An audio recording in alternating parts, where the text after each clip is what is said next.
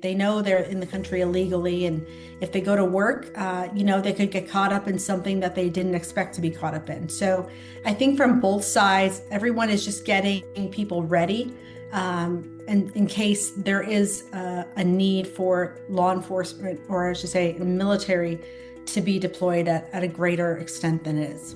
Welcome to Deep Dive. This week, we're diving deep into the escalating tensions in Minnesota, where protests against immigration and customs enforcement have gripped the Twin Cities following a fatal shooting and the abrupt end of temporary protected status for Somali immigrants. Joining us is Anna Giaritelli, the reporter who broke key details on these stories for the Washington Examiner.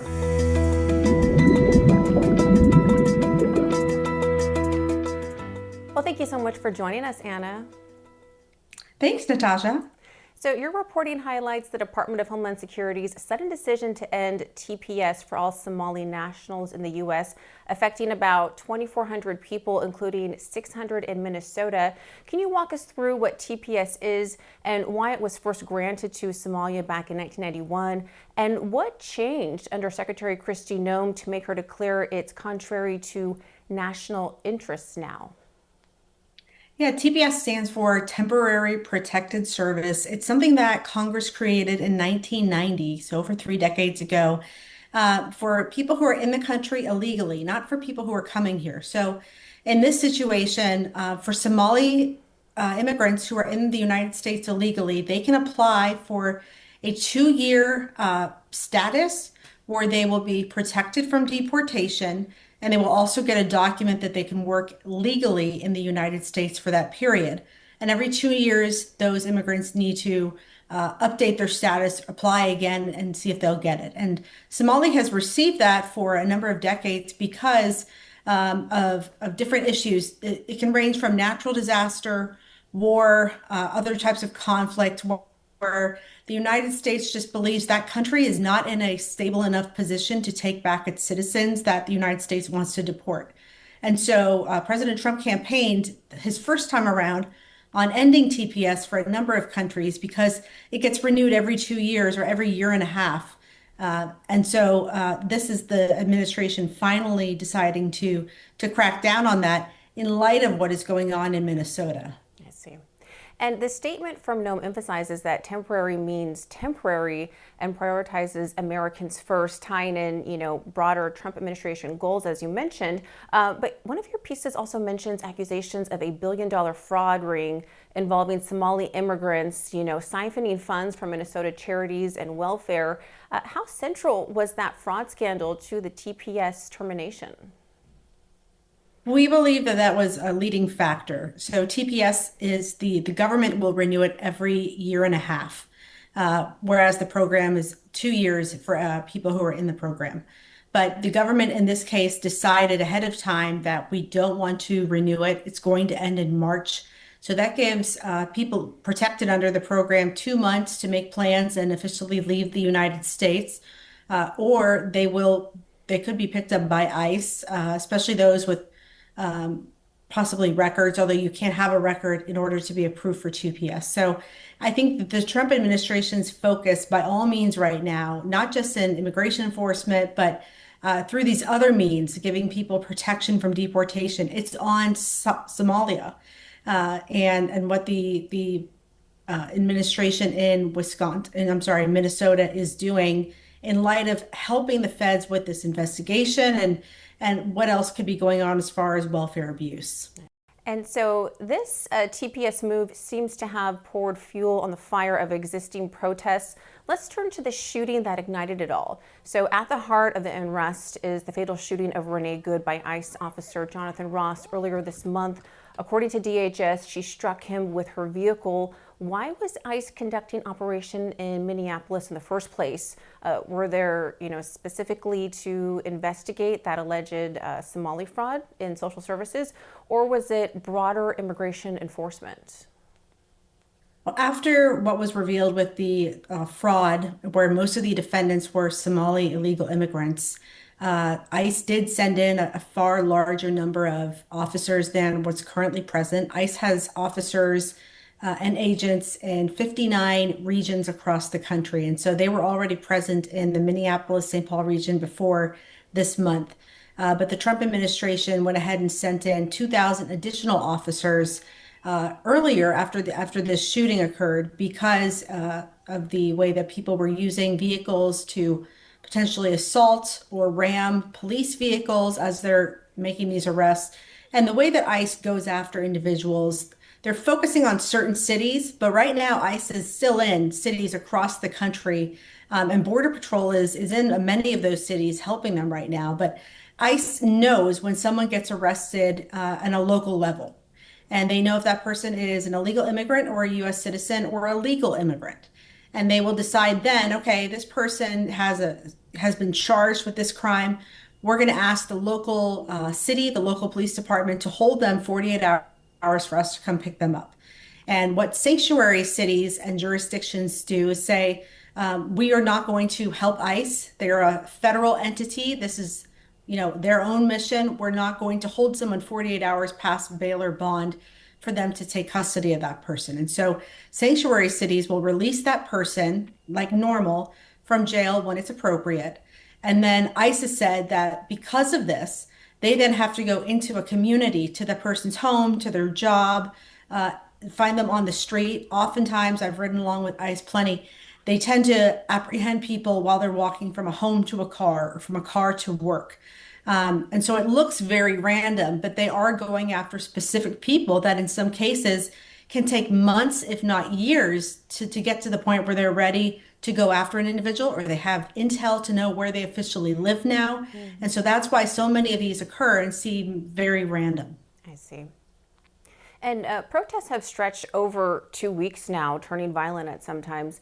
And this includes broken into, FBI vehicles, stolen rifles, and clashes near federal buildings and even Target stores. So your articles mention backlash over ICE's handling of the shooting and Democratic leaders like Governor Walz calling agents terrorists while urging peaceful demonstrations. From your reporting, is this a repeat of 2020's George Floyd unrest or something uniquely tied to immigration? There's certainly, a bit of irony that this is happening again in Minnesota, and this is such a major clash compared to other cities where ICE has gone in with Border Patrol. The protesters are not making specific demands as far as what they want. More ambiguous that I should get out, I should be no longer a federal agency.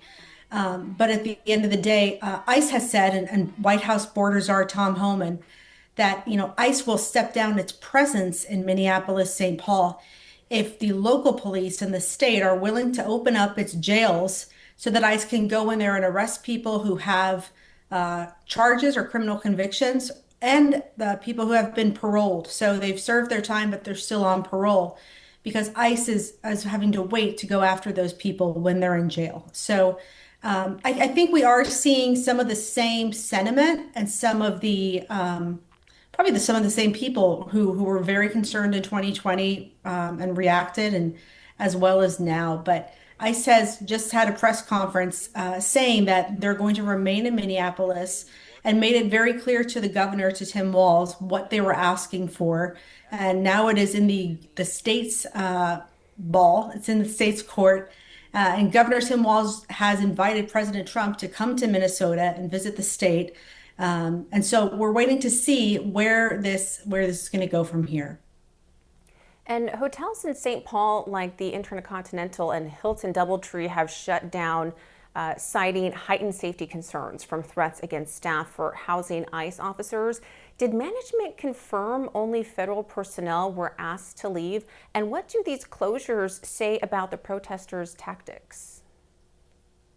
Yeah, it's pretty unprecedented when hotels have to close down. I don't believe we've seen this as far as immigration enforcement. I've been covering this for 8 years and I've never seen that before.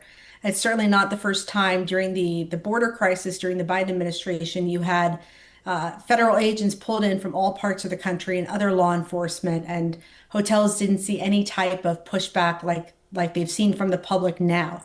And I don't know that it's either even a large pushback, right? This is certain people hanging out downtown outside these hotels making, serious problems. These aren't just protesters with signs trying to share their view in public. These are people who are agitating, who are going into the hotels, making problems, going into parking garages at those hotels and barraging guests who, in plain clothes, could be a federal agent or could be just a guest in town for work or personal business. So, the hotels are in a difficult position, but it is significant because this isn't something that we've seen historically in immigration enforcement. Interesting. And with violence flaring, the legal and federal responses have been swift and controversial. But DHS argued agents faced real threats like assaults and property damage. So, as the reporter, what do you see as the line between protected protest and endangerment? It's a difficult line. It's certainly, I think, can be a gray line because ICE and Border Patrol are out in the streets. They'll pull into a neighborhood in a motorcade, and it's very obvious when they're there. And typically, they'll have protesters following them in vehicles, honking and blowing whistles outside the windows. And so it draws a lot of attention. And so ICE is then needs to go into a home, or not into a home, but to a home to a certain workplace, arrest somebody, which is very difficult when you have a lot of noise and commotion and just other people surrounding them in vehicles trying to interfere with that. So I think that's what makes Minneapolis such a different and unique type of setting. This isn't just people getting involved in the middle of those arrests or pushing agents and officers or ramming them with vehicles. It is people drawing attention that makes those officers and agents' jobs more difficult to do. They're trying to apprehend somebody in public in the safest way possible, make it quick, succinct, and then over. And when you have all this attention being drummed up as police are coming into a certain neighborhood, it heightens and raises the pressure and just the likelihood that something could go wrong. I see. And President Trump threatened the Insurrection Act to deploy troops, but backed down, saying he'd only use it if needed. Now, the Pentagon has 1,500 active duty troops on standby, while Governor Tim Walz activated the National Guard, and Mayor Frey called it an invasion tactic to provoke confrontation. So, from your interviews, is this de escalation real or just posturing? I think it's real. I think both sides are very concerned for the same people, effectively. I think the federal government recognizes it needs to protect agents and officers in this region, even though there's thousands of them. They're there to do a job. They're not there to support as security to the fellow colleagues who are making those arrests. And that's why the Trump administration has those Alaskan National Guard members ready to go if they need them. And at the same time, the state and city recognize that the community has been impacted. People aren't going out to businesses, aren't going out to eat. Certainly, people from certain communities are concerned to go out in public because they might get arrested. They know they're in the country illegally, and if they go to work, they could get caught up in something that they didn't expect to be caught up in. So I think from both sides, everyone is just getting people ready, and in case there is a need for law enforcement, or I should say, military, to be deployed at a greater extent than it is. I see, makes sense. And looking ahead, how much longer is ICE expected to operate in Minnesota? We are waiting to see. Typically, these city deployments, where, as I said earlier, ISIS has been in Minneapolis and Minnesota for 2 decades now. But typically these deployments last for several weeks. In the case of Chicago, it lasted several months. So ICE still has 1,300 people across Minneapolis who have criminal records, who it wants to get off the street, that the state has declined to turn over while they were in local or state custody. And so they're waiting to see what the state is going to do. That's why we've seen the federal agents continue to make announcements at these press conferences that they need cooperation. And the sooner they get that, the sooner they can move on to the next city. I see. And your context suggests that they're targeting fraud investigations. Where might they head next? Perhaps other states with large Somali populations? Yeah, I think from here, ICE is probably going to move on from the Somali focus. The Department of Justice and other agencies and departments are really focusing on the fraud. ICE has done best where it gets cooperation from the state and local government. So I know ICE is getting a lot of help from Border Patrol in Florida. It's been happening very quietly for about a year now, and they're not seeing the pushback from the community. And federal law enforcement was explaining to me last week that's because you have cities that are willing to turn over people to ICE and that are not going to allow people who are, rioting to do so. They're going to have local police arrest those people. And so that's the difference why you see such a difficult situation for ICE to be in Minneapolis. So I would anticipate after this, it's got to be very exhausting for the agents and officers involved. I would anticipate that you see ICE go to maybe a red state or a more red city, even Dallas, to really focus on arresting people who are out in the community. But they'll continue to be in 59 offices around the country and doing arrests every day. We're just seeing these really targeted, they call it targeted enforcement actions, where they're really honing in on one area and trying to get as many people who are criminals in that area while they're there for a short period of time. And so in a red state, you think that they would face a lot less backlash with, the government kind of working with them hand in hand? Exactly. And so much of that is just knowing that if you're in, say, Tampa, the largely, it's not just a Republican state, but very friendly on a city basis to law enforcement as well. So local law enforcement is not going to tolerate people who are storming into churches, really fighting law enforcement in public as they're trying to make arrests. Whereas we've seen much more toned down and not getting involved with Minneapolis police. Yeah. And as a reporter, what's your method for tracking ICE movements without interfering? And what challenges do you face in a story this fluid?